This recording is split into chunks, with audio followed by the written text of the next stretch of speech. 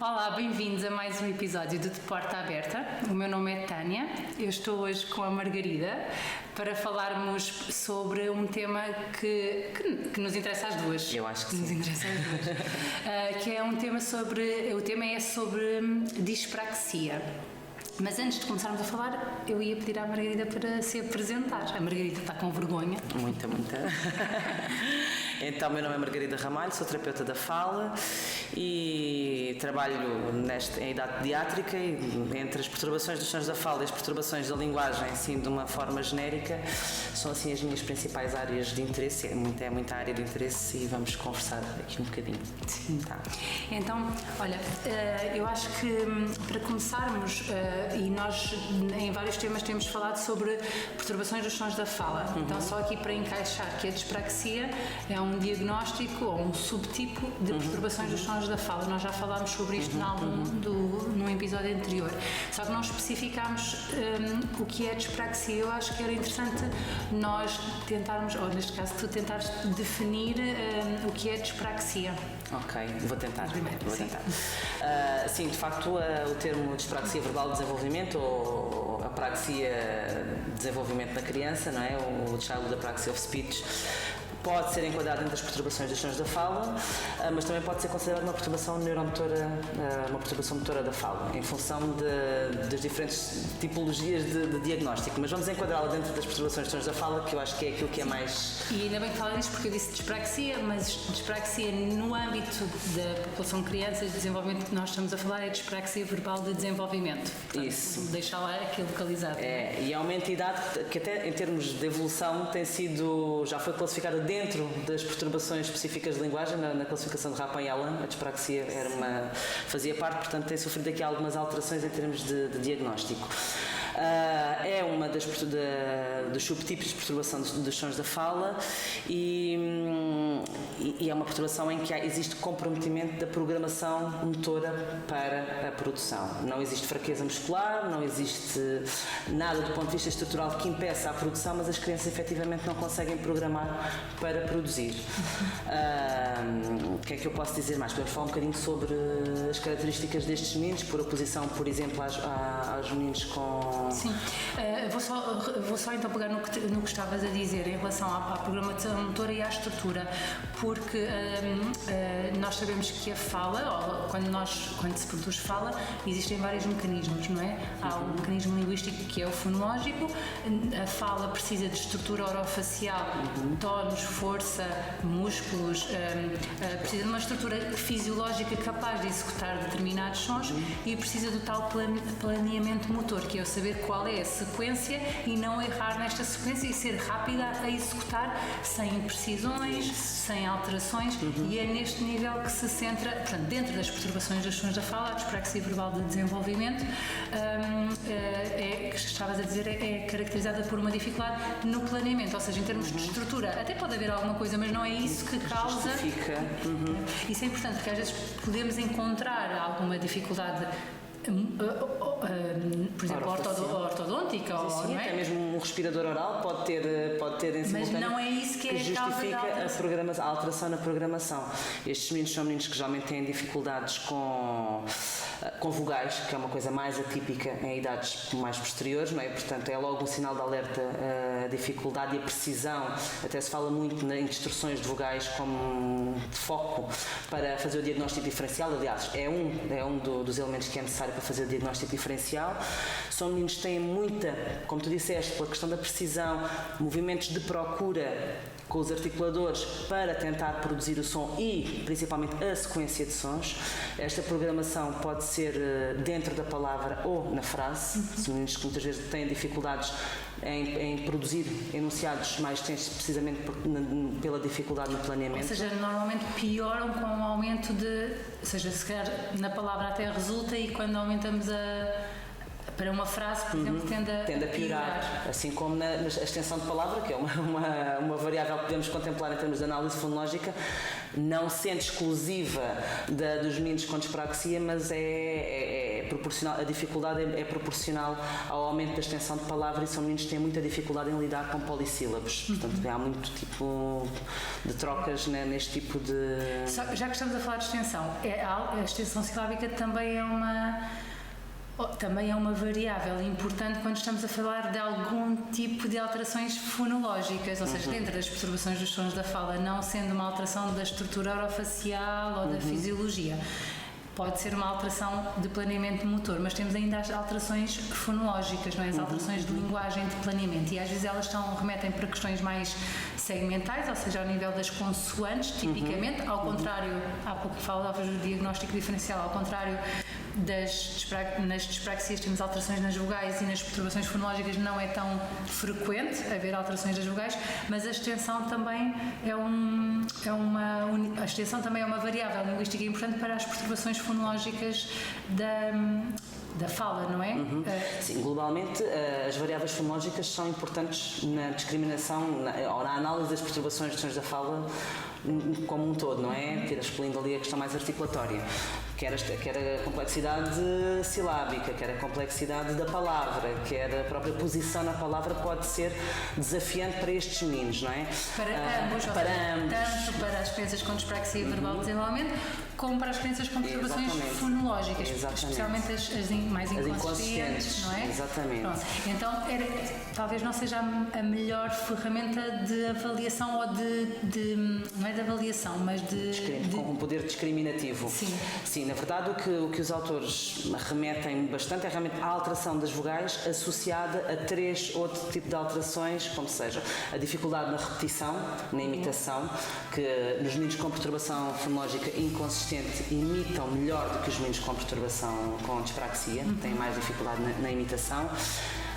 Os movimentos de procura para a produção dos segmentos ou das estruturas sequencialmente.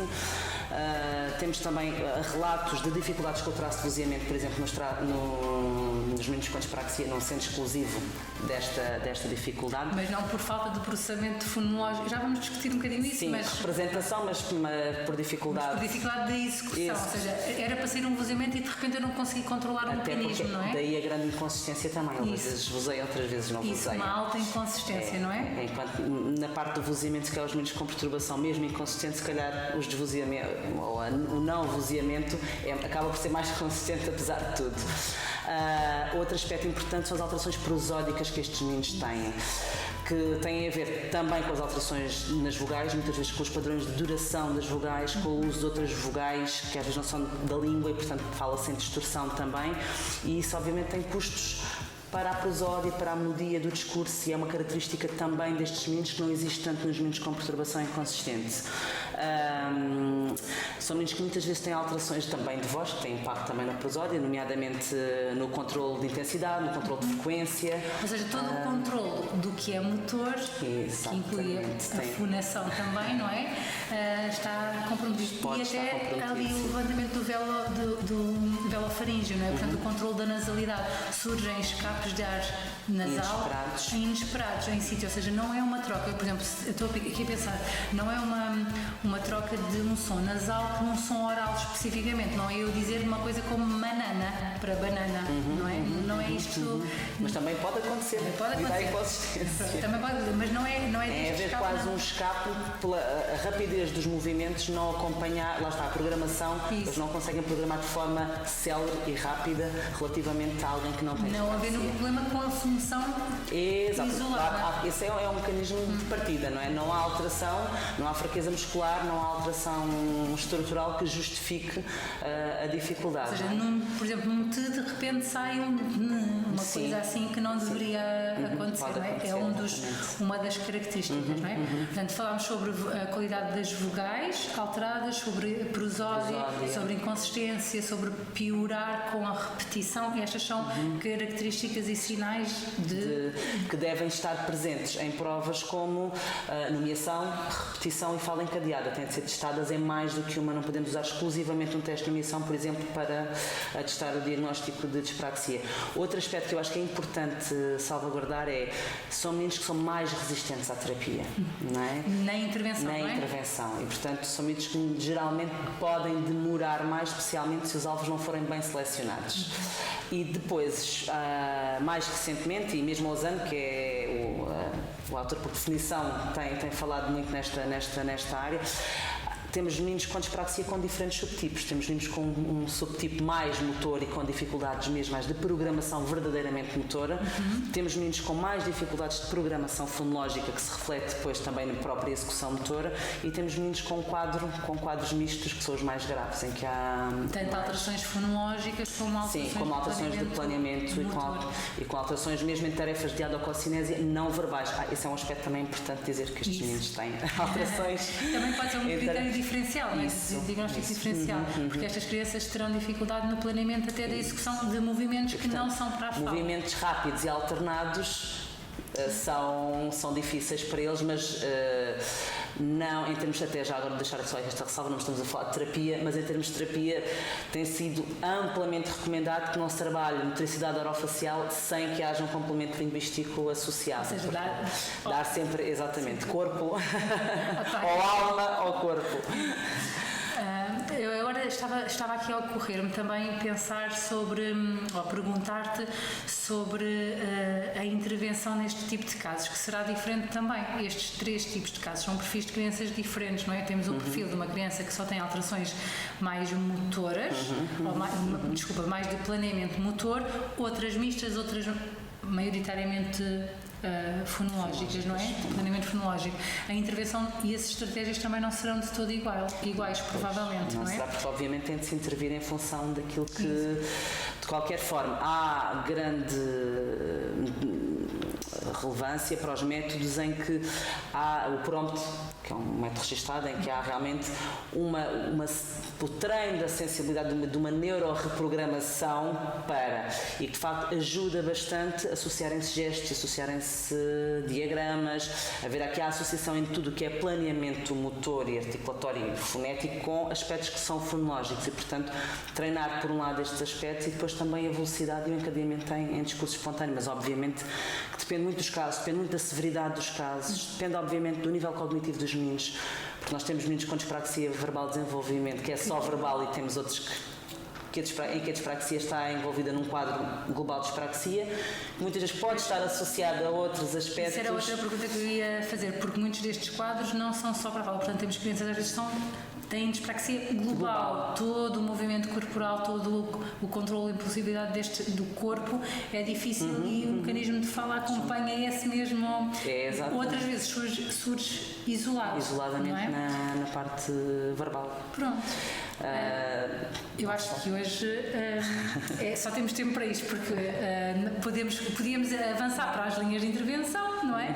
Mas acho que hoje era assim a ideia que queria ficar. Se me deixar só um último apontamento, claro. São meninos que muitas vezes são descoordenados globalmente e, portanto, é importante olhar para outros sinais além das questões da fala e da fonologia.